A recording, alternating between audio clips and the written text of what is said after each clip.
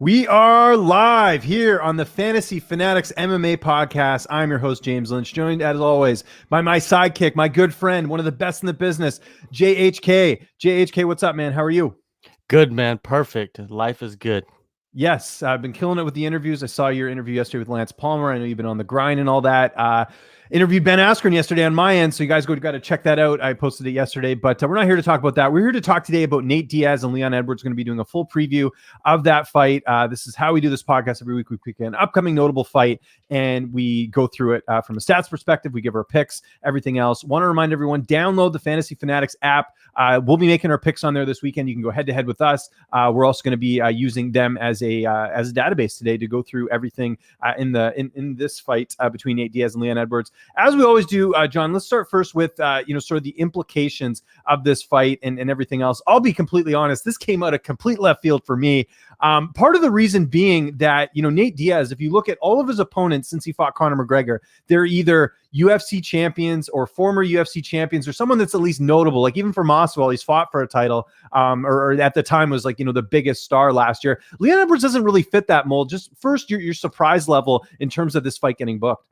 Remember when Dana was telling everybody that they had something in the works for Nate Diaz, and everybody was having all these speculations like, oh, it's going to be this guy and that guy. And I even, when I interviewed Dan Hooker, he was thinking that it was him. Like he was the mystery man. But then Leon Edwards comes out of nowhere, out of left field, and gets the fight. I was shocked too. I'm surprised nobody really actually kind of leaked it at least a little bit because, that stuff is kind of hard to keep under wraps, especially with so many eyes and ears in the industry. But yeah, man, I think the UFC played it perfectly, and they did it, man. They put a fight together for Nate Diaz. I'm happy for Leon Edwards.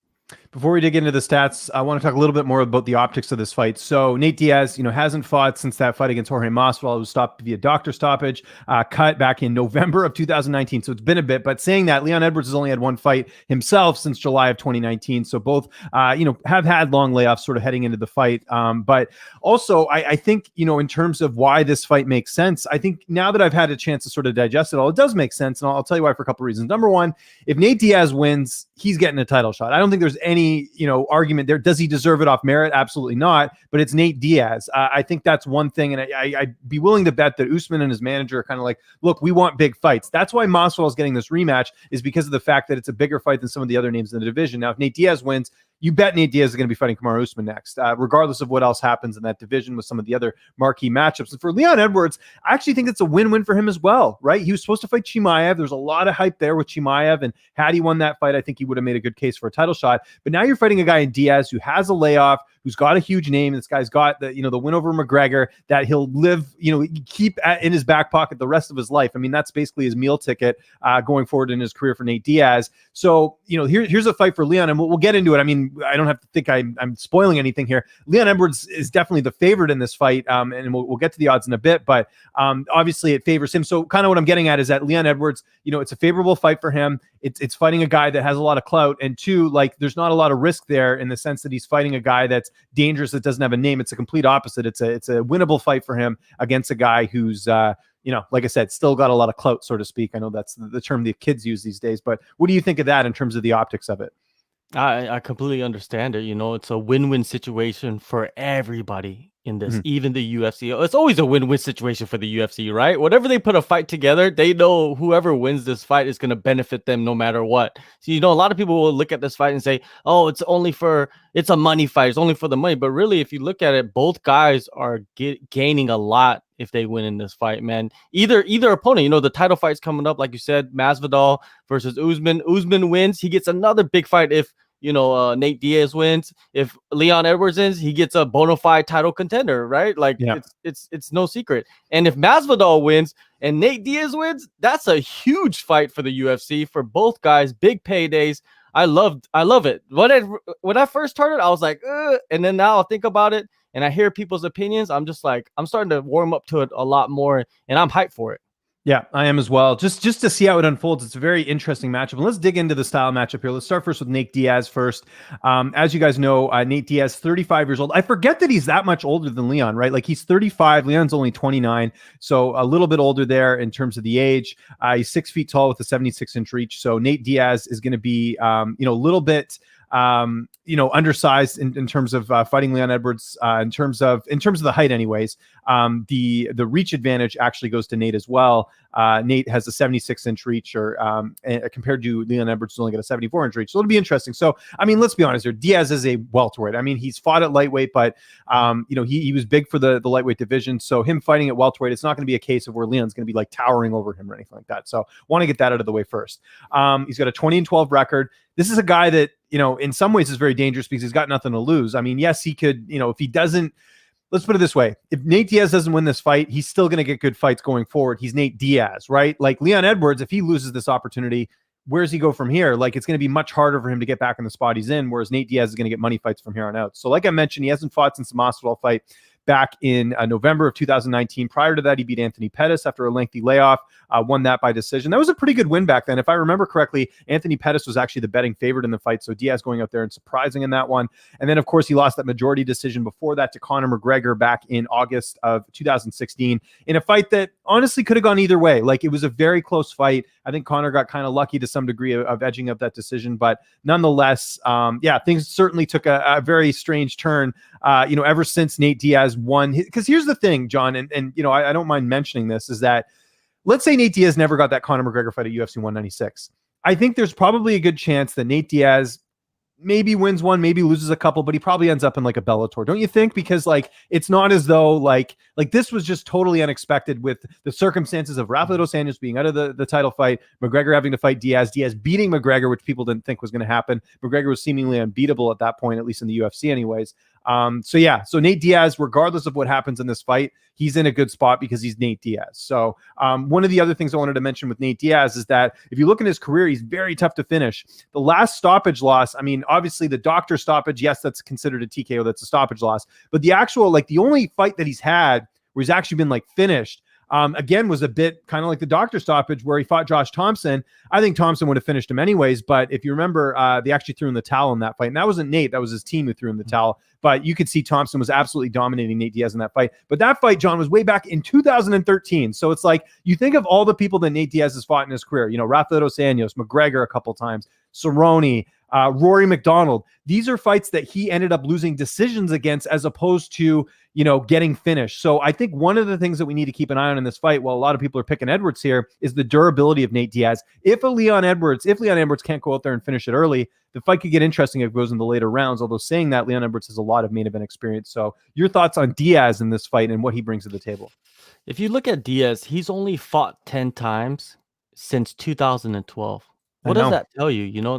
That's not being very active. And Leon, his last 10 fights, his streak started in 2015, right? And I feel like the level of competition, you kind of have to push that to the side, right? You got to have to look at these guys as new fighters because they're both heading in with, I think they're different. I think Nate Diaz is different. I think Nate Diaz has spent the last couple of years putting on size. If you've noticed, he is a lot bigger than he was, like, I guess, entering that first Conor McGregor fight. If you see a lot of pictures of over the years, he's just big, he's just wider, you know what I mean? And I think that's going to play a huge factor in this fight against Leon Edwards, the size difference. Even though he's shorter, he has a longer reach, like you mentioned earlier. I think that's going to be effective for a boxer like him. And Leon likes to box too.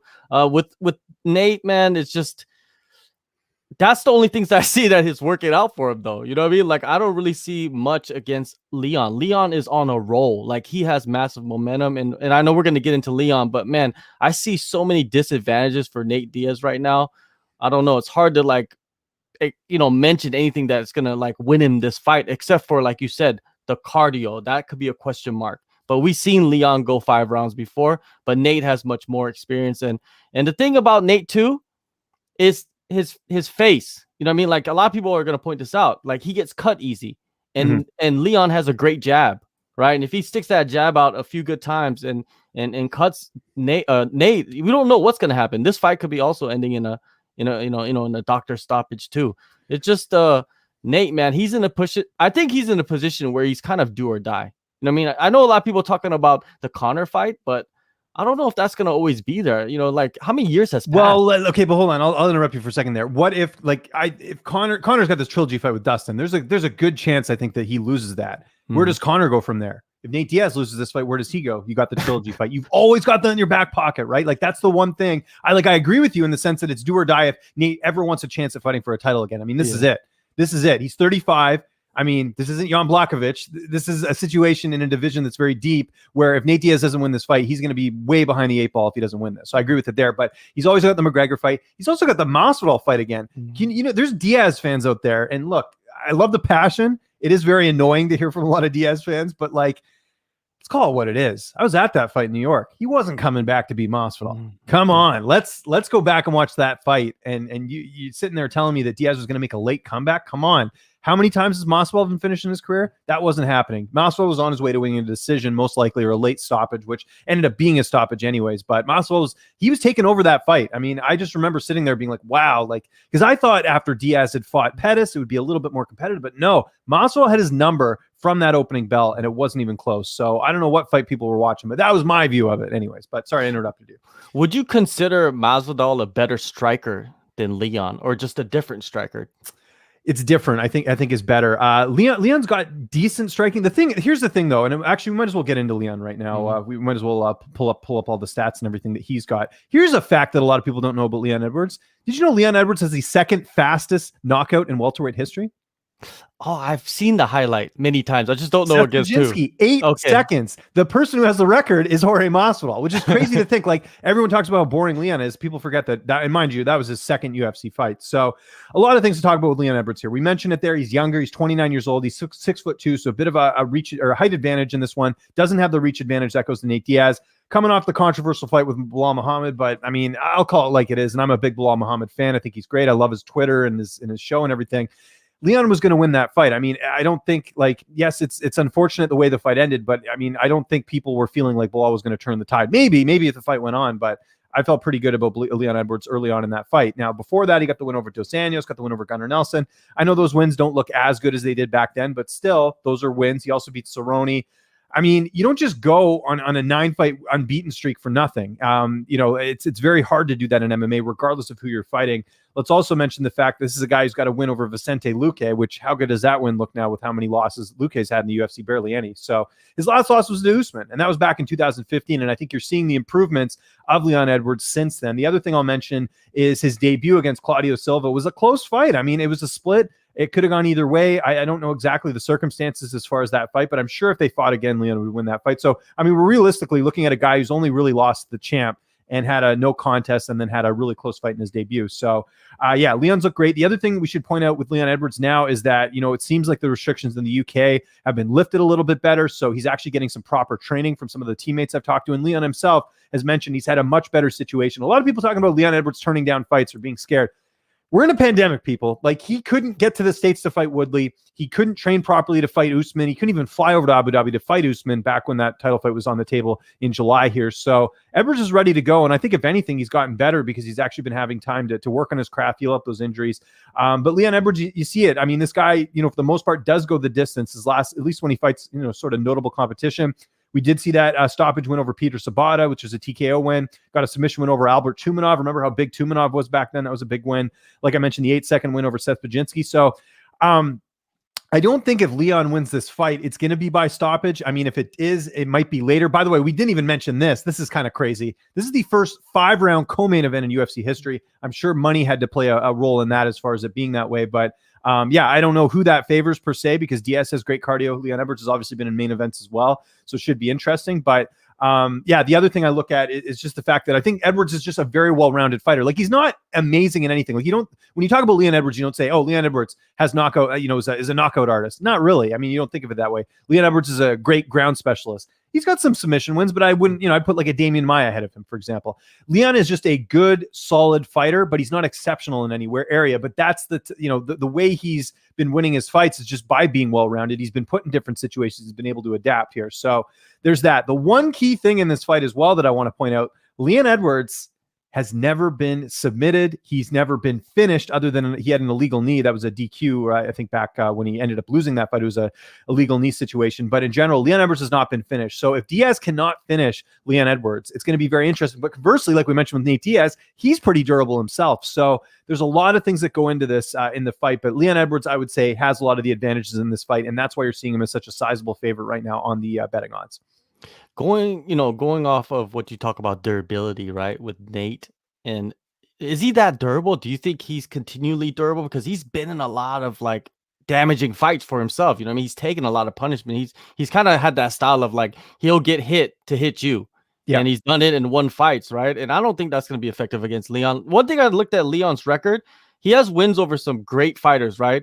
But two wins that that stick out is RDA and Cerrone. Both of those guys are lightweights that moved up to welterweight. And what is Nate Diaz? A lightweight that moved up to welterweight, right? Yeah. And also when you look at Nate's record, the guys that he beat at welterweight are mostly lightweights that went up to welterweight, right? Sure. Not true welterweights. And I think that that's important to point out too, that these guys, when they face certain types of opposition, they do really well. And it could be possible in this fight, it's going to work out that way for Leon too.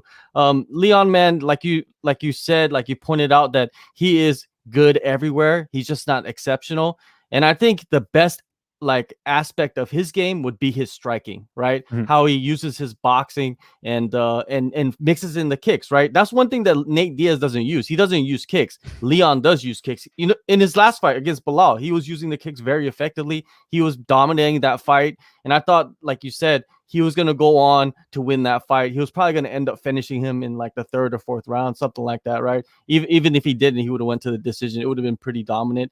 And I think, him coming back, this fight is like a little bit over 2 months, turnaround. I think it's perfect for Leon, man. I think he's going to ride that wave, and he's going to go in there with a lot of confidence against a guy that he probably thinks mentally himself that Nate Diaz is washed up. I think that's what Leon thinks too in his mind. This is just speculation, but I think he thinks that about Diaz. Don't you think? I definitely do. And one thing I will touch on is that, we've talked about the durability of Nate Diaz, but like you mentioned, he's been in a lot of wars. How many wars has Leon Edwards been in? I can't think of one. And that does play a role, John, because, when the fight goes on and, you see certain fighters, especially as they get older, like Diaz is 35. Like, I mean, in fight years, that's, you're starting to sort of teeter off a little bit, unless you're in heavyweight. I mean, that seems like if you're 35 at heavyweight, it's almost like you're a 20-year-old basically in that division. But at welterweight, I mean, it does seem like we've seen the Tyron Woodleys and certain other fights. Stephen Thompson's the only exception to the rule. That guy seems to get better as his age goes on. But in general, in the welterweight division, you've got a guy, Nate Diaz, who's 35. It's tough. So, I mean, honestly, I can't answer that, but I will say that, obviously he has taken a lot of damage, but saying that, he's been hit pretty hard by Conor McGregor and didn't go down, right? I mean, I think Conor dropped him in the second fight, but twice. In general, he was never finished by Conor, which you would think with the amount of people that Conor's finished that would have happened. But saying that, Leon Edwards hasn't taken a Conor McGregor punch, right? So I think the fact that Leon has not been in those wars will benefit him in this fight as well. I know we're going to get to questions a little bit later here in the chat, but I know someone had mentioned, what's Diaz's path to victory? Well, I think the only path to victory would be if somehow Leon Edwards gasses and Diaz, really puts on the striking like he did against Pettis. Because the thing with Pettis was he really got in his face. Pettis couldn't get, he couldn't be aggressive Pettis, right? Because Diaz had him on the fence the whole fight. He was just, coming forward, going after him. Pettis didn't have an answer. That's what Nate Diaz needs to do from the opening gate. But I don't think that's going to happen. I think Leon's going to be the aggressor, and he's going to go in there and really, really put it on him there. So we're almost coming up to the 20-minute mark. We usually do 20, 25 minutes of a breakdown here. I got to get your pick. I would be shocked if you're going to pick Diaz, but let's hear it anyways. If I were to pick Diaz, and if I think the path to victory for Diaz would be to somehow, like you said, the Pettis fight, get him in the clinch, tire him out, elbows, punches, make it dirty, or maybe go to the ground, submit him off his back. I think Diaz has the capability of doing that, but I don't see none of that stuff happening. I see Leon going out there using the jab effectively, combinations, beating up the leg. Diaz doesn't check leg kicks, right? And I think Edwards is going to go out there and kill that leg. I think that's going to be a huge part of that game plan. And I could see him breaking him down throughout 5 rounds. I don't know. It's hard to say he's going to finish Diaz because who finishes Diaz? Like you said, Thompson finished him, and then he was stopped by a doctor in his last fight. But if he does finish Diaz, I think he finishes him in the last round or the fourth in the championship rounds, right? I think that's when he could get it done. I look at the Conor McGregor fights, right? I think that took a lot out of Nate Diaz, right? He took a lot of damage in both fights, and I think Leon will knock him down a few times before he actually finishes him. I think it's going to be pretty dominant.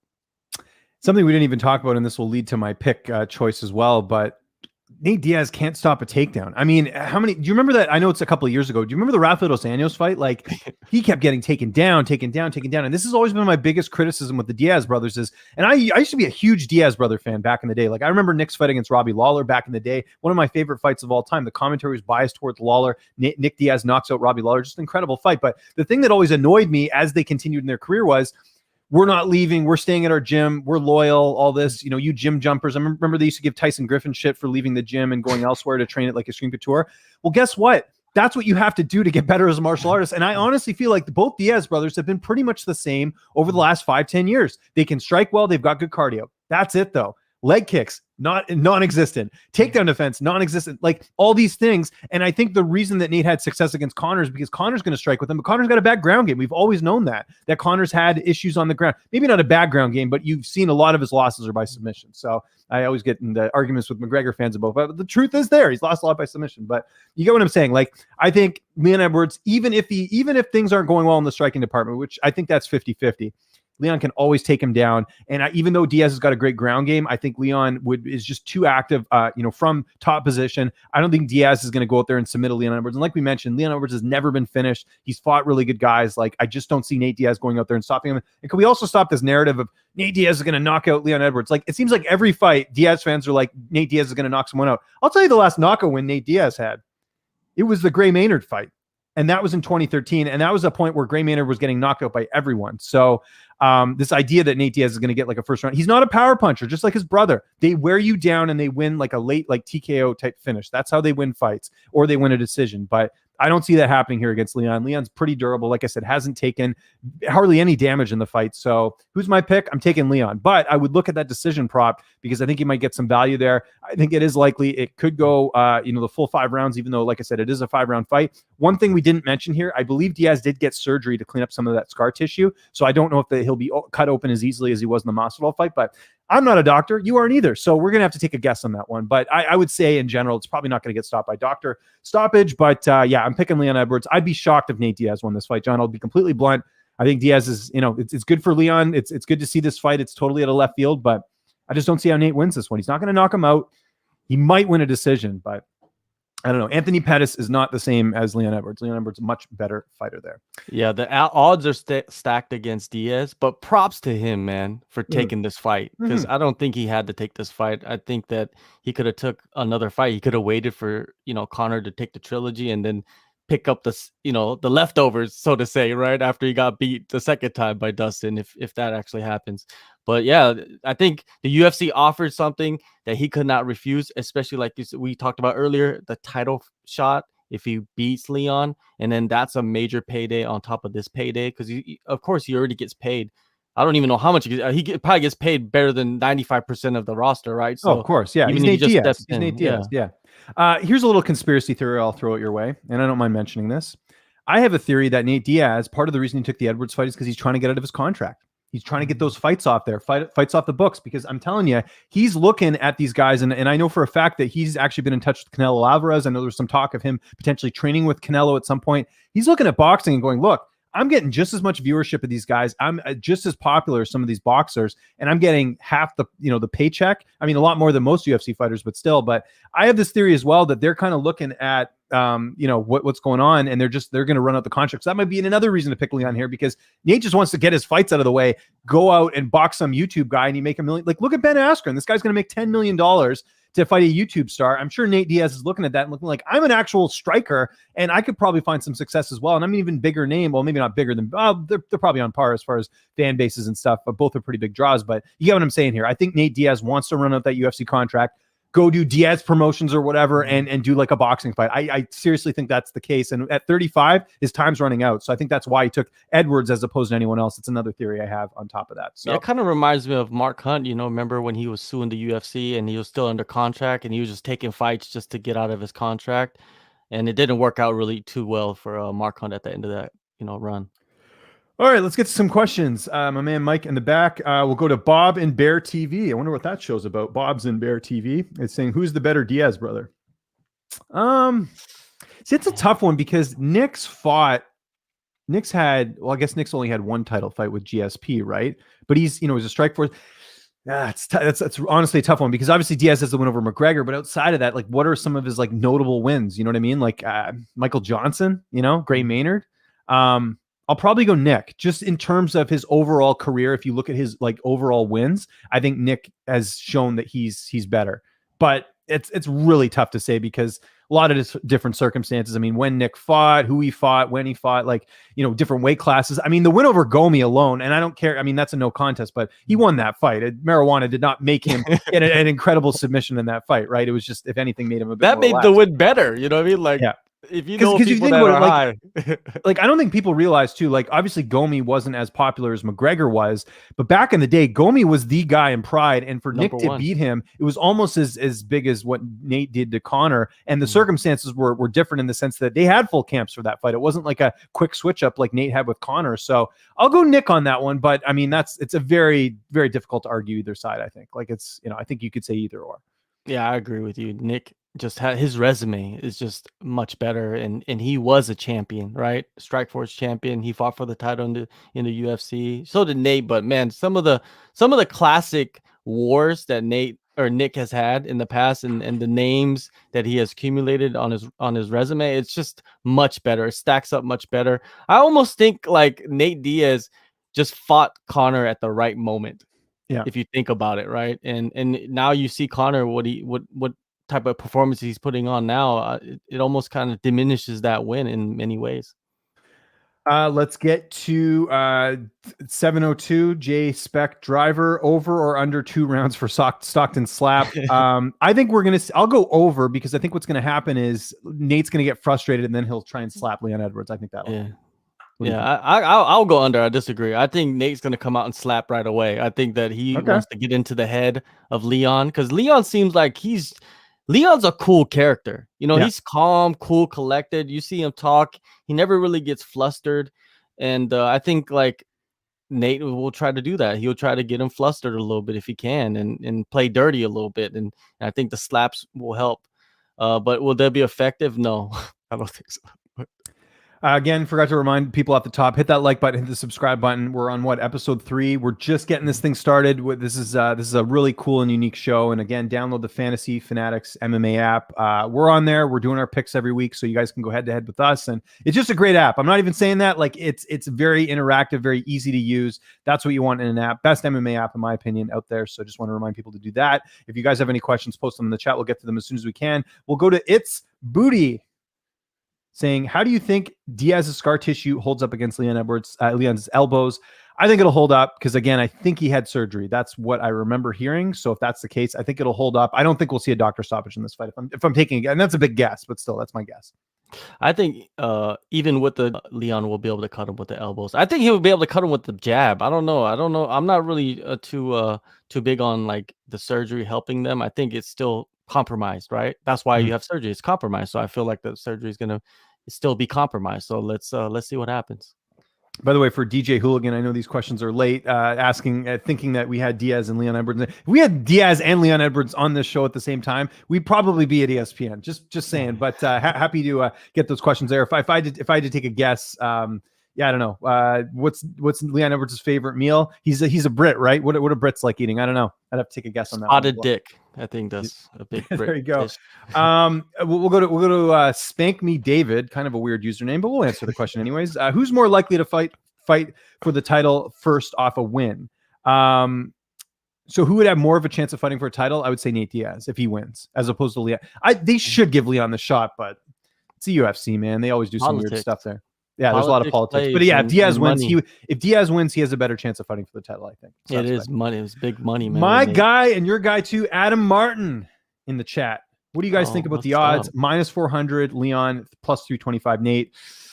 Usually I would say the line's a little bit high, but I don't in this case. Like, I just don't know where Diaz. We're taking a big if that Diaz is somehow like, I don't know. First off, he's fighting a welterweight, right? Like if it was lightweight, maybe a different story. He's fighting a welterweight. Edwards has never been finished. I think the odds are fine. I know some people will say they're too high, but honestly, like I don't even think there's value on Nate at plus 325 because you're just guessing at this point that he's going to look like he did in the Pettis fight. And you're also assuming that Leon's going to have a bad night. I don't know. Just even like, I know we didn't get a big sample size of what Leon looked like in his last fight against Bilal, but I thought just the game plan that the early, like, glimpses of the game plan that you saw, he looked very impressive here. So I don't know. What do you think? Is the line off, John? During their pay-per-view, since DraftKings is like their sponsor now, they're going to put some like Twitter like message or I don't know, whatever tweet that says like some guy just loaded up like 100,000 on Nate Diaz at plus 325, and then when Leon wins, they're gonna be shitting in their pants. That's what's gonna happen. I would never put 325 on Nate. I just wouldn't, No. man. I think like Leon is he's such the favorite. I think it should be higher than that. I'm not really a big betting guy, so I don't know the odds like in detail like you and Adam do. But man, I think Leon should be like minus 500 at least. So yeah, I'll if anyone's kind of new to this or whatever, how it works with the American odds anyways, because I know it's different in different countries. But so in order to win, so how it works is Leon is minus 400. You have to bet $400 just to make $100. Everything goes by the 100 scale. So you have to bet 400 just to get 100 off Leon Edwards. If you bet 100 on Nate Diaz at plus 325, I think that's $325. Or no, I forget. Yeah, I think it's $325 if I remember correctly. I have to double check that, but yeah, you get what I'm saying there in terms of the odds and all that, the American odds. Let's get to Lucas in the chat. He says, "What would Nate's path to victory be against a well-conditioned, well-rounded guy like Edwards?" Maybe if Leon makes a mistake on the ground, there could be a submission there. Again, Leon's never been stopped. Maybe it goes to a close decision and the judges favor Diaz because of the action he puts forward. Maybe he puts Leon, back-footed, or maybe Leon, I don't know, just has an off night. I think that's the only way he can win. But those margins are so small for Diaz to win. Like I said, like that's why I don't think the odds are out of line. Is there anything I'm missing there, John? Maybe they're gonna count slaps as significant strikes. I don't know, right? That's something that Nate could work on. Like I said earlier, if he can get Leon in the clinch and get under him and then play dirty boxing, elbows, whatever, try to tire him out, I think that's a path to victory. Or like you said, get him to the ground. But I don't see that fight going to the ground at all, unless Leon goes in there and takes him down. But I don't see that happening. Let's get to Roman in the chat. He says, if Diaz wins, he'll fight for the welterweight title only if it's George. But on the other hand, if Conor beats Dustin and then beats the winner of Chandler, then Oliveira, then boom, McGregor, Diaz 3 is going to be for the lightweight title. I mean, those are a lot of big ifs. First off, I think if Diaz wins, even if it's Usman, I think he would still fight Usman. And I think that would be like just a stylistic nightmare for Nate Diaz, like I mentioned with the takedowns earlier. But no, I think Diaz will still fight for the title. It's about money. Like I said, he's trying to run out his contract is my sort of theory here. So I don't think it matters who he's fighting. And I don't think he's going to hold out for Conor. Because if they want to do the Conor fight, why didn't they do it now? Like Conor just lost. Diaz is coming off a loss. That would make a lot of sense to do it now, but they didn't. They went in a different direction. So that makes me think that Diaz will fight there. And by the way, can you imagine if it is Usman and Nate Diaz? Because there's history there between Ali Abdelaziz and Nate Diaz with the whole Habib thing at PFL a couple years ago. Can you imagine their crews getting into it at some point? I'd get popcorn just for that alone. But yeah, I don't think it matters if Masvidal wins or not. I think if Diaz wins this fight, he's fighting whoever the champion is, if it's Usman or Masvidal. What do you think? I completely agree. I think you're going to utilize Nate Diaz while he's here. And like you said, your theory sounds pretty good to me. So while he's here, push him into the bigger fights. And imagine if that actually did happen and he won the title. That would just blow my mind if that actually happened. That he would have a better story than Michael Bisping. Like his story would be better than Michael Bisping. Don't you agree? Well, Bisping did do it on one eye, so it's gonna be pretty hard to top. But we'll think about that. Hey, we got Abs Talks in the chat. What's up, Abs? Abs, by the way, did a great interview with Rafael Fiziev recently. I was watching that. It was good stuff. He says, what's up, James and JHK? I think Leon is going to do really bad things to Nate. Hate to do the MMA math, but if George is able to do that to Nate, I think Leon could do worse, especially with them elbows. Yeah, we didn't even talk about the elbows. Leon does use that a lot. That could be a factor for sure with Diaz. And like we mentioned, kind of the theme of what we've been talking about here today is that Diaz has been in a lot of wars. Leon hasn't.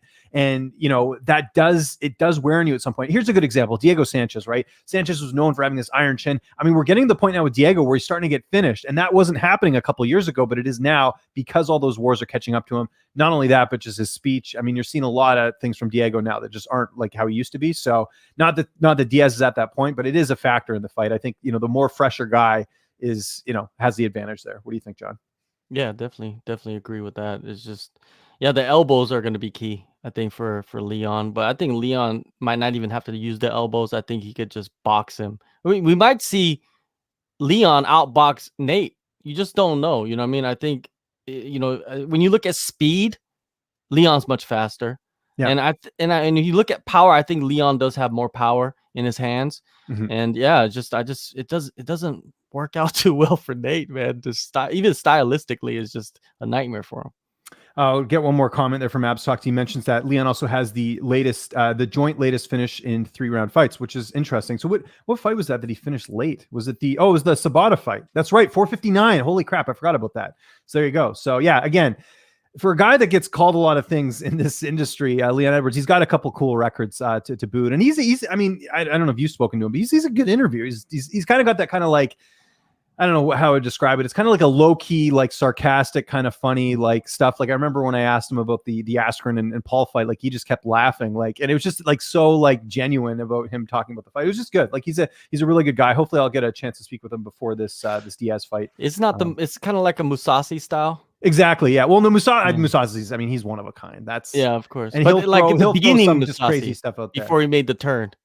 Yeah, no, that's true. You know what's funny about Musasi, by the way? If you go watch his old interviews, like back when he fought in Strikeforce or even in K1, he's nervous. You watch those post-fight interviews, it's very awkward. But now it's like he'll throw in something like, you remember that clip with him in Bisping where it's like, Bisping's like, yeah, but Gegard, you got knocked out by Uriah Hall. And Gegard's like, sometimes the best fighter doesn't always win. Like when you got knocked out by Luke Rockhold, or when he knocked out Luke Rockhold, they butchered that. But the impression was on point. That's what I was getting at. So love me some Gegard. Okay, so let's get to Christopher with the Nate Diaz comment. He says Nate Diaz is 36. By the time the fight comes around, and most likely he's already seen the peak. But Leon is 29, not even close to his peak. Great point. Yeah, I agree. Leon, like I said, we have not even, like, I forget how young he is. Maybe it's just the way he carries himself. He seems like a bit older, but like, I remember when this fight was announced, I was like, oh, these guys are similar in age. But I mean, to be 6 years older than your opponent, maybe even 7 years, like that's a big gap. And he's absolutely right. Like Leon, we have not potentially seen the best version of him yet. Do you think that'll play a role here? Yeah, that's a huge role. Like we don't know. There's a mystery in Leon too. You know what I mean? Just like there's a mystery in Nate and how he's gonna come out after and he's coming off a pretty decent layoff too, but it seemed like it didn't affect him against Anthony Pettis. But yeah, it's just we haven't seen the best Leon, and I think every fight we're going to see the better Leon. And Nate Diaz, has he plateaued? We don't know. We won't know until he fights Leon. But if I was gonna make a prediction, I think he has plateaued and maybe even declining. I have no idea. We'll see. Roman says they should have booked Tony versus Diaz instead. That would have been a fun fight. Yeah, I don't know. I mean, I think for if Diaz had beaten, here's the problem though, if they booked that fight, if Diaz would have beat Ferguson, is he fighting for a title next? Probably not, because Ferguson was coming off 2 straight losses. He beats Leon, he probably is getting a title shot, therefore a bigger payday. So I think it almost makes sense from that perspective in terms of why they went the different directions with the both fights. Don't you agree? Yeah, also I think Tony, he's set on going and getting that title, especially with Habib out the picture. I think that Tony wants to fight guys that will get him back into the title picture at lightweight. And another thing that we didn't mention is that even if Diaz wins at welterweight, that could actually push him for a title shot at lightweight too. That's a good point. Yeah, that's true. We've seen, I mean, it's like Conor beating Cerrone, and then he gets to fight like, it doesn't make any, anyways, we don't even need to get in that. Here's a question here from Roman, same division. Who do you got in Burns versus Thompson? By the way, they've announced like 50 fights this like last week. It feels like I'm having trouble catching up on who's been booked. They just booked Macy Barber against Miranda Maverick last night. Like, obviously they don't want Macy in the UFC anymore. That's was my weird, take. Huh? I think they want to get rid of Macy. That's because look, they gave Miranda Jillian Robertson, same sort of thing, was last fight on her deal. I think with Macy, they're like, it's now or never, Macy. You gotta put it together here. So they're Paige Van Zanting her. Is that what they're doing? I think that's what they're doing. Yeah. That would be my guess. So young, like I don't understand. Why don't you? They're high on Maverick. That's my take on it. But anyways, we're talking here about Burns and Thompson. My pick. I think Thompson wins. I don't know what the odds are on that. Actually, let me see if they even have odds released on it right now. But yeah, Thompson's the favorite. Okay, so I'm not crazy here. The reason I think Thompson wins is because we've seen him neutralize guys with really good stand up like he did against Jeff Neal. Now, granted, the Neal fight was a bit weird. Neal didn't have his corner. He was coming off that health thing, whatever. But still, Thompson dominated that fight. No one's dominated Jeff Neal like that in the UFC. So, and I know Gilbert Burns a lot better than Jeff Neal, but still, and it's tough. Like there's more. I don't know. Burns is coming off the loss to Usman where he was finished. Like there's a lot going into that. Whereas Thompson's coming off a big win. I don't know. I think even at his age, Thompson's still competing at a high level, and just his striking is next level. We've never really seen Thompson tested on the ground, but I think Thompson, training with guys like Weidman, he's got good takedown defense. So I would favor Thompson in that fight. What about you? I would go the opposite way. There you go. We got a disagreement on here finally. I love Thompson, man. Thompson is a great fighter, phenomenal fighter. He's going to end up being one of the best ever at that division. But I think Burns, he has an advantage, and his name is Vicente Luque. Mm-hmm. And I think he was in the corner in that fight where Vicente fought Thompson. Even though Vicente lost, I think Burns is a very cerebral guy. He like has notebooks and notebooks full of like strategies and moves and all kinds of stuff, breakdowns and everything. And I think Burns will be able to utilize his wrestling against Thompson. I think that's going to be key. If he wants to be like, I'm going to stand and trade, that's going to be a bad night for Burns. But if he goes in there and mixes it up, I think Burns will be able to take Thompson down, and I think he'll probably be able to submit him. That's a fight we will preview, I'm sure, coming up in the coming weeks. A very notable matchup here as well. We got Unacceptable Chatry as one of the usernames here. Who do you have in the main event of 1 on TNT? I'll let you take that away first. Oh, I got Adriano Moraes. I feel like Adriano. Did you see the face-offs? You see how big Adriano Moraes is? Yeah, that was one thing I noticed. And, he trains at a good camp at ATT, right? Like a lot of the people I've, Thiago Moises, who I talk to quite frequently, he was just raving about how good he is. I spoke to Moraes back when they first announced the fight. This was like late last year. And, he's ready, man. This seems like a prime opportunity. But I'm going the other way. This is, again, we got to keep things, interesting here. And I know he's a lot bigger, but we're talking about Demetrius Johnson here. And yes, he's older, but I don't know. I think he gets it done. We'll see. I think it goes the distance, though. What do you think? Or do you think he finishes DJ? Yeah, but, Adriano's kind of like if he doesn't submit him, he usually goes to the distance and wins the fight. So I think he's going to go to the distance.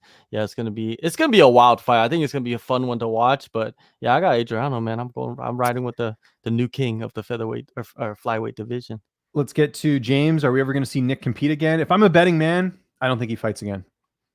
And I know his manager had that quote, 99% sure. I mean, why we haven't heard a peep since then at all. I thought he was talking about Nick Lentz for a minute. Nick Lentz? No, that would be NIK, I think. But yeah, no, okay. NIK Lentz is not coming back. But no, I don't think Nick Diaz fights again. Yeah, I don't think he fights again. Yeah, he's done. Yeah, I think he's done. And it's okay. It's okay. Let him go. Any thoughts on the PFL this month? Anthony Pettis versus Clay Collard. Let me have a quick look at that card. I always forget. That's coming up. Yeah, that is coming up here soon. That's a good fight with Collard because Collard's done quite well in boxing. I don't know if you've been paying attention. He's been doing some good stuff there. We got Natan Schulte taking on Marcin Held. That'll be a good fight. Jason Suarez is fighting for PFL. He's undefeated. He's pretty good. Bubba Jenkins, Lance Palmer. Again, go check out John's interview with Lance Palmer if you get a chance. I'd love to talk to Lance. Follows me on Twitter. We always like each other's photos and stuff. We're good friends. Can't interview him, unfortunately. The politics of this industry, man, it's crazy. Chris Wade fighting at 145 on this card as well. Johnny Case is off this card. Unfortunate news with him. I'm sure you saw with the issues outside the cage. Brendan Loughnane is fighting Shaman Moraes as well. This is a good card. Yeah, that's a good fight right there. Brendan Loughnane versus Shaman Moraes. Both dynamics. We'll see how Pettis looks. I mean, he looked good in his last fight against Alex Morono. I would think because it's MMA, I would tend to favor Pettis, but Clay Collard, man, he's got good striking. So we'll see. We'll see how that one sort of unfolds. But yeah, my thoughts are PFL, good to see him back. Good to see him doing cards. Good to see these fighters get opportunities. And yeah, I'll be tuning in when I can. It's tough during the week to catch live fights, but I'll do my best. So we will see what happens there. Let's get back to Christopher. He says, if I was a gambling man, get Nate now and wait for the odds to close as we get closer to the event. I actually say the opposite. I think you're going to see a ton of Diaz fans come in, lay some money on Nate Diaz. I think you're going to see Leon Edwards, the line go a bit lower. I think if you're betting Leon, the time would be to do it a bit later because I think the Diaz fans, look, Diaz has a crazy fan base. I could see them betting it as the fight gets a bit closer. Well, here, I'm going to predict this, okay? What's today? April 7th? Okay, I'm predicting it right now. We'll come back to this tape. Nate Diaz puts out a training video. Social media erupts. Nate Diaz becomes closer and closer to being a favorite. He'll still be an underdog, I think, come fight time, But I bet a video will be like, wow, Nate Diaz looks in incredible shape. He's going to knock out Leon Edwards in the first. Someone's going to say that, John. Know that's going to happen. So I would wait a bit. But I understand where you're coming from, Chris, but I think it's going to be the opposite, if anything. Yeah, also another thing, like you said, he's going to release a video, or he's going to release some pictures of him training with a particular fighter or something like that. And everybody's going to go crazy and nuts over it. I wouldn't be surprised by fight time. I'm going to go this far, that Nate is the favorite, like at minus 100. Mm-hmm. I wouldn't be surprised if that happens. Could happen for sure. We've seen some crazier things happen. Let's get back to signed collectibles number 1. By the way, great username. Hope you do have some signed collectibles. If John Jones fights Francis, how many oblique kicks do you think John wrestles or fights Wonderboy style? Yeah, I think John's going to try and take I think you will see a lot of kicks in that fight, because I think what John's going to try and do is try and throw Francis off a bit, because Francis is going to just try and take his head off. I think the fight doesn't happen next. I think they're going to do Derek Lewis. I know Francis said, I think initially I was reading something about how I think they offered him Derek Lewis. He says, not right now. They're going to wait, but I don't think this money thing's going to get solved. I don't know where it's going to happen with Jones and that, but let's say the fight does happen. I'm very curious to see, can John Jones take a Francis Ngannou punch? Because if you think about who he's fought at light heavyweight, outside of maybe Glover, like he never had to fight Rumble, which was always going to be an interesting matchup because Rumble has that type of knockout power. Can John take that punch? I don't know. I can't answer that. And you would think with the amount of wars that Jones has been in, like, the Gustafsson fight, the first one, and, some of the fights he's had where he's been, he's looked human. You do wonder if he can take that punch. But yeah, to answer your question, I think he will use kicks and try and throw Francis off his game. What do you think? Yeah, of course. He's going to play the distance game, and he doesn't want any of those hands near his head. But I have to kind of go back to like what you said about him being in wars. I don't think he's been in many wars. If you look at the Dominic Reyes fight and the Thiago Santos fight, those weren't wars. Those are like controversial decisions, right? Like not much damage was being done to either fighter. It just people thought the other guy won. The Gustafsson side, definitely he took some shots in that one. Yeah, you're right. Maybe I'm just thinking of that one fight, and I just for some reason think that because that's vivid memory in my mind. I was there. That was the first UFC event I ever covered, by the way. Did I tell you this story? First UFC event I ever covered as a member of the media. I was freelancing for TSN back in the day. I was front row next to Gareth A. Davies watching that fight. One of the best fights of all time. And then if you remember after the fact, they had that great photo. And Adam, I know you're in the chat. You remember which photo I'm talking about. The one with him and Gustafsson in the hospital. And just Jones's face is just beat up. I mean, it was bad. But I'm probably just thinking of that fight. You're right. So do you ever remember John Jones rocked? Like where he's like stumbling that's around? That's what I'm saying though, is that he hasn't fought anyone that really has that type of knockout power like a Francis Ngannou. So that's where it's interesting. Like I said, had he fought Rumble, that could have been interesting. Could he take a Rumble shot? I don't know. I honestly don't know. So maybe another day we'll do that. Abs likes my Bisping and Musasi impression. People have been asking me to do some impressions. I might save that for Patreon. I'm thinking I definitely will do it. Because I'm just afraid if I put my impressions on, someone's going to take it the wrong way. It's going to turn into a Reddit thread. I'm going to have a lot of angry DMs my way or whatever. We missed a question, by the way, from Signed Collectibles. That was my bad. Where does Mike Goldberg end up next? Possible interview with him. I'd love to interview Goldberg. I don't know. I know there was a few cuts from Bellator with the move to Showtime. I could be wrong here. I don't think Jay Glazer is with Showtime anymore. I could be wrong about that. Yeah, I haven't seen him in a long time. I don't think he's there. And is Chill with Bellator still? I don't know. It doesn't seem like it. He wasn't there last so there's been a few moves. Where does Goldie go from here? I think Goldie's a great announcer. I think, if we're just calling it like it is, he's had some issues outside the cage, and you've seen some broadcasts where he doesn't look himself. You know what I mean? And you don't have to quote me on that. Go Google, what Goldberg's been sort of dealing with outside the cage. But I wonder if that played a role in bringing him over. And you've got Mauro Ranallo, who's sort of like the gold standard. So legit. I think that's probably why Goldberg's not with him. But as far as what's next, I mean, Goldberg used to do hockey. I think he did some football as well. Maybe he finds work somewhere else. But I'd love to interview Goldberg. That's actually an interview I've never done. So that might be on the list. Me either. And I think it's a hard interview to get because I've never seen many interviews with Mike Goldberg at all. I'll have to work some connections. I think he's an Arizona guy. I probably know someone over there that could hook me up with him. Yeah, do it. Okay. Great question here from Adam. If Macy loses 3 straight fights, do they cut her? Yes. Yeah. I think honestly, the first, I was late last night, I was checking my feed. I saw the fight. I actually messaged Jim West, who I do the podcast with, who's Aspen Ladd's coach. And Jim has said for a while, he's like, oh, we need to get Macy over here to train with us because I could give her some good structure. Like, I think she's around too many yes people or whatever. And Jim actually thinks Macy will win this fight, even though he's kind of talked down on her a lot on our podcast. But I don't know. I think Miranda Maverick is very good. I think she's getting better every fight. I kind of think Macy wins, but also it's like not a lot of upside if she wins, right? Like she's, but it looks to me just based off the way they've been matching up Miranda Maverick is that they're very high on her. So if you're matching someone you're very high on with someone who's coming off 2 losses, it kind of looks that way. So to answer your question, I would say, yeah, I think it might be the end of the road for Macy because it's like, I don't know. It's just like her stock has plummeted since that Roxy fight. And the big reason was how she handled that loss. If she would have gone, I was talking to Jim about this last night. If Macy had come off that fight and said, I lost to the better fighter that night. I'm going to go back to the drawing board. I will get better. Thank you to all my fans. I won't be the youngest champion, but nothing wrong with being ambitious. She'd have a lot more fans. But instead, she said, if I wasn't injured, I would have won that fight. You can't say that. That's not going to win people over. And the fans are ruthless. I'm seeing all this with Aljo right now with the whole knee thing. Like people are absolutely ruthless towards this guy. And fans will like make stuff up in their head about fighters, like, whatever they can just to hate them. Macy's in that category, unfortunately. And I love interviewing Macy. I think she's a great fighter. I think she's a good person. I think it's just been a tough go for her over this last little bit. And I think, switching camps has been a bit of an issue. But my long-winded answer to that is, I think she would get cut. What do you think? Yeah, I hope they don't. But yeah, you're right. I think that's the reason why they're matching her up with Miranda Maverick. Miranda Maverick, she's a spark plug. She's a firecracker. You know what I mean? Like they like her. They like her style, and she's not too like confident. You know what I mean? Like she's confident, but she's not too confident. She's not saying something outlandish. So man, it would suck to see Macy Barber get cut, but I think that we could see her fighting over at Bellator real soon.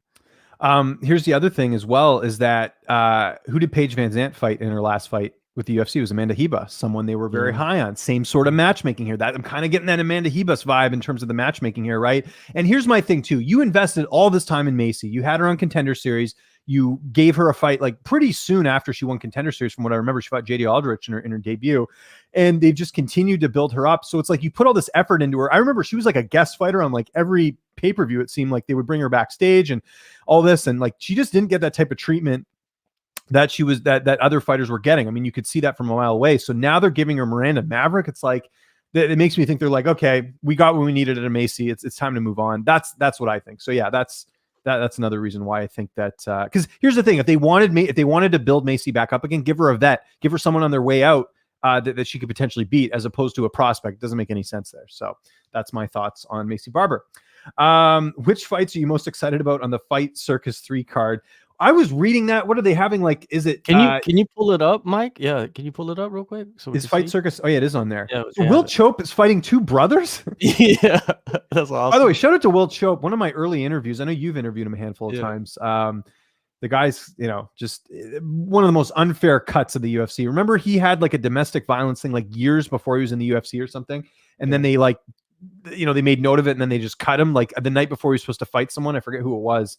You got a raw deal by the UFC, but yeah, I'll probably check this out. Twins fighting. They don't even have photos of them. They're cartoons. Like, Nong Rose is the story of this card. Like Nong Rose is fighting a man. You know what I mean? Like that's like unprecedented, in like North America, at least, for fans out there. Poor Reno Gurgle or whatever his name is. Gurgi. Yeah. And then you got human cockfighting, kicks only. So they just kick each other the whole fight. No punching. Are we going to do a live stream of this one, John? What do you think? Man, I don't know. Should we? What is this? This weekend? Is it this weekend? Too bad. Is the 10th. Yeah. Okay. Well, I'll try and catch it when I can. But yeah, what a crazy card there.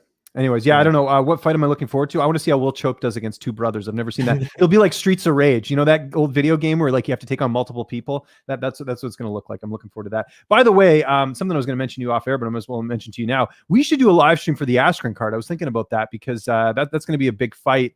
And maybe we could just do like the thing for the main event if you're up for it. You don't have to answer now. When is that? It's next Saturday. It's during the Whitaker Gaslam card as well. So we could even hop back and forth or something if we wanted to. So yeah, we'll do it up. Anyways, just throwing it out there. Obviously, MMA holes in the chat. By the way, shout out to them.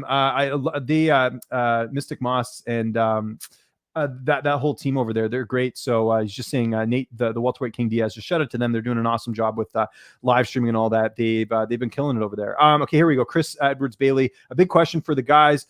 John Nutt and Full Metal Dojo Fight Circus are looking for one day a journalist versus journalist fight. you guys throwing your hats and Kumite TV hats in the ring. They want to do a journalist versus journalist fight. I have no combat sports experience. I played hockey. I definitely I had a few fights when I was growing up. I don't know what weight class would you be in, John? I was curious. Not that we'd ever fight each other. I was just curious. But if I were to fight, I'd probably have to fight at like either welterweight or lightweight if it's anytime soon. You know what I mean? Okay. But if I had some time to cut down, I would definitely have to cut down. How much do you weigh? 145. Right now, I weigh like around 90, 95, 96 kg. Okay. I don't know how. Let me do the conversion there. I'll figure out how much that is. 95 kg, 2 pounds. Okay, so you're like 200 pounds then. Okay, I'm 200 pounds around there. Yeah. So yeah, but you probably wouldn't make welterweight. Welterweight's like 170. Yeah, but I'd have to like cut You'd have down. to do like a serious cut. You do like an Anthony Rumble Johnson back in the welterweight days type cut. I would probably fight at middleweight. I'm about 200 pounds as well. You're tall. I think you're taller than me though. I'm 6 feet tall. No, I'm same. Oh, you are? Okay. So yeah, we're same height. So I'm about 200 pounds. We have to fight each other. I guess so. I'll have to, but I'd cut to middleweight. I think I could make it. I think I could make middleweight. Welterweight. I was almost had a fight set up with John Nutt at Full Metal Dojo with another guy that's in Thailand, but then it just didn't work out the time frame. Really? But we were going to fight. This was like, I don't remember, like 2 years ago, something like that. Yeah, we were talking about it, and then something happened, and then we couldn't make it. But yeah, we're talking about that. But I don't know. It's like I don't know if people know. I'm like 40. Almost 43 years old now. Like I don't know if I want to fight at that age. You know what I mean? Like you got to get those young. No joke. Like, I'll tell people this. Like I when I first met you, when we first started connecting, we never met in person, but I could have sworn you were like mid-20s. Like whatever you're doing, man, I need some of it. I'm 36, so and even people say I look a lot younger, which I'll take. I mean, trust me, it's great to hear that. But man, that's nuts. 43. Like you're older than Machida, aren't you? Yeah, I think so. Yeah, it's crazy, I'm like man. Same age as take your vitamins, ladies and gentlemen. John's a good example. And lighting, there's good lighting here, so it's all good. That too. Okay, we've got a couple more questions here. We've got about 4 minutes left, and we'll wrap things up. We got to do our underdog picks actually before we go. So let's get to this weekend's card. If you want to pull that up, Michael. Sorry, a little last minute me doing this here, and then we're gonna make our picks live on the show. So you guys. So I'm gonna pull up the app right now. You guys should do the same here. I'll try and do this on the fly. Okay, so I'm just gonna go through this. Whoops, hold on. Okay, so I'm gonna do. I don't know if it'll show up actually. Probably. Okay. So, anyways, first fight of the night. I'm gonna take. I'm taking Impa with the first fight. I'm taking Daun Jung. I'm taking. I think I took Griffin. I'm gonna go with Griffin in that fight. I'm taking Jack Shore. I'm taking Jorgen De Castro, although it could be iffy. I'm taking Incanicio, whatever his name is. Oh, here is the one I was taking. Here's my dog, actually. I think I told you guys a different one off air. Actually, no, we'll stick with mine because I know I set up the graphics for it already. But I like Erin Blanchfield over Dumont. I don't know why she's a huge favorite. It's not like yes, Blanchfield's fighting at 135, but the girl she's fighting is not that much bigger than her. She's got a bit of a height advantage, but reach-wise, Erin Blanchfield has it. You look who Erin Blanchfield's fought on the regional scene. Has a win over Victoria Leonardo, Kay Hansen. And then she was supposed to fight Pearl Gonzalez. I think she would have won that fight. Erin Blanchfield's very good. Norman has a win over Ashley Evans Smith, and everyone thinks she's a world beater. Sorry, I don't believe in that. So, anyways, oh shoot, my menu got off. Okay, here we go. We'll keep it going with the picks. I'm gonna go Gamrot over Holtzman. I'm gonna go Selecki over Miller. I'm going to go Rodriguez over Perry because Perry's a bit of a head case. I'm taking Dern over Ansarov, which, I'll take the mom that's fought sooner than the other mom. I'm taking Julian Marquez over Alvi. I'm taking the Russian over Kyle Dawkins. I'm taking Sodiq Youssef over Arnold Allen. And then I'm going to take Vittori, obviously, over Holland. Come on, there you go. So there we go. Those are my picks. But my underdog picks, we'll have 2 this week. I'm going Erin Blanchfield and Dern. Who are you going with, John? My underdog picks will be Mike Perry. He's an underdog. I think Mike Perry has the power. He could. That was the dog I was looking at as well. Yeah, Mike Perry, and then the other one will be Arnold Allen over Sodiq Youssef. I think Arnold Allen, he's gonna come play smart. You know what I mean? That's what he's known for. He's known to fight dangerous guys and play smart and win fights, and he knows how to win. I think he's gonna get the decision at least. And that is a close fight. I like Youssef just because he's shown more in the octagon to me. Like he's Like that win over Feely, that was outstanding. Feely's a legit opponent. My thing with Allen is he looks good, but he's going to a decision with guys like Gilbert Melendez and Nick Lentz, and even the Lentz fight. Lentz had one eye, and he still took him to a decision. It's like I think Allen's got the potential to potentially beat a guy like Sodiq Yusuff, but I just need to see it. Maybe it's this fight. Maybe I'm completely wrong, but Yusuff, the guy's got killer knockout power. He's just, really, really, really good fighter. So remember, he was supposed to fight Edson Barbosa last year. Remember that? Yeah, and then he had the bonus pick. I got a bonus pick for you guys. Underdog, Sasha Palatnikov. He's the underdog against Impa. Impa's cutting down to 170 for the first time in his career. I don't like that. I don't like that. He's a big guy. You know what I mean? Look at him. He's a very muscular guy. I don't know where he's getting that extra 15 pounds off. I don't see it. You know what I mean? I think that's going to affect him a lot in this fight. And and he changed camps too before this fight. He's at Sanford now with a whole different team. And I've talked to many fighters about that, and they say it's hard to like improve in such a short period of time with a new team. So I'm gonna take Sasha. Sasha's been working hard, and hey, he's a Hong Kong boy. So all the Hong Kong people. And actually, you can put I don't know if you guys want to update the app at some point, but Sasha trains at Syndicate, right? So you can add that in there as well at a later time. All right, we ran out of time here. This always goes so fast, everyone. Really appreciate you guys tuning in. Again, I'll remind you guys again, get the Fantasy Fanatics MMA app. You can do your head-to-head picks with us. I want to hear how much better you guys are at picking fights than I am. I want to hear some trash talk, respectfully, of course. We can have a little trash talk here. That's fine. Make sure you like this video. Hit the subscribe button. It's an easy way to support the show. We're here every Wednesday, 11 a.m. Eastern time, 8 a.m. Pacific time, doing this show, always previewing the big fights and answering your questions. So you get a bit of both in this one. John, what do you got coming up this week in terms of interviews and other cool stuff you got going on with Kumite TV and the South China Morning Post? I said it correctly this time. Yes, and Fight Nights picks and My MMA News. I added those guys. I always forget we both work at My MMA News. How cool is that? Yeah. It's like we work together, but we don't know we're working together. Exactly. Yeah. It's too tough to keep track of. So there you go. Yeah. Shout out to Eric, running that spot. But anyways, last week or this week I had an interview with Benil Dariush. Go check that out. Dan Hooker. Check that interview out. I interviewed Mackenzie Dern. She's fighting this weekend. I interviewed Taun Jung. He's also fighting this weekend. Interviews coming up. I got Kaya Kamaka coming up. I already did that one. It's gonna come out pretty soon. I'm working on getting a NFL Hall of Famer. I'm working on getting an NFL Hall of Famer in the next week or so. So hopefully that works out. Huh? Is it Sean Merriman? No, it's not Sean Merriman. Is he a Hall of Famer? I can't remember. It's a UFC. No, not UFC. It's a Super Bowl champion defensive linebacker, right? So I'm trying to get him, and then most likely I'm trying to get Pettis too this week, sometime or early next week. Yeah, so I got a bunch of names. You know what I mean? Like I tweeted out that a lot of opportunities, a lot of big names are coming towards me, and I'm very fortunate, man, that it's actually those things are actually happening to me. You know what I mean? Because you deserve it, man. You work hard. This is what happens. The lesson to everyone out there: you work hard, you make good relationships, you put in the hustle, you get good opportunities. John is proof of this. So shout out to John. I'm going to do a quick rundown of what I got up this week on my channel, youtube.com/LynchOnSports. Aaron Blanchfield, got an interview with her, exclusive actually. Lupi Godinez is going to be making her UFC debut next week. Check that interview out as well. All this is on my UFC interviews playlist. Teofimo Lopez, the boxing champion. What? I got to talk to him this week. That's right. Me and Kendrick on our podcast on there. Check that out. Talked about Jorge Masvidal. He's a big fan of his. Mackenzie Dern as well. You can watch the interview after you watch John's Mackenzie Dern interview. I talked to Ben Askren yesterday. Really good stuff from Ben. Go check that out. That's also under my UFC interviews playlist. And Randy Brown, spoke to him as well. UFC welterweight, who's got his rescheduled fight at UFC 261. As always, follow me on Twitter and on Instagram at Lynch on Sports. Make sure you subscribe to this YouTube channel. Hit the like button one more time. Shout out to our producer, Vicente Luque, aka Michael, for doing this show, doing an awesome job, and to James and everyone else over at Fantasy Fanatics MMA. We will see you here next week. Hope you guys have a great rest of your week and enjoy the fights this weekend.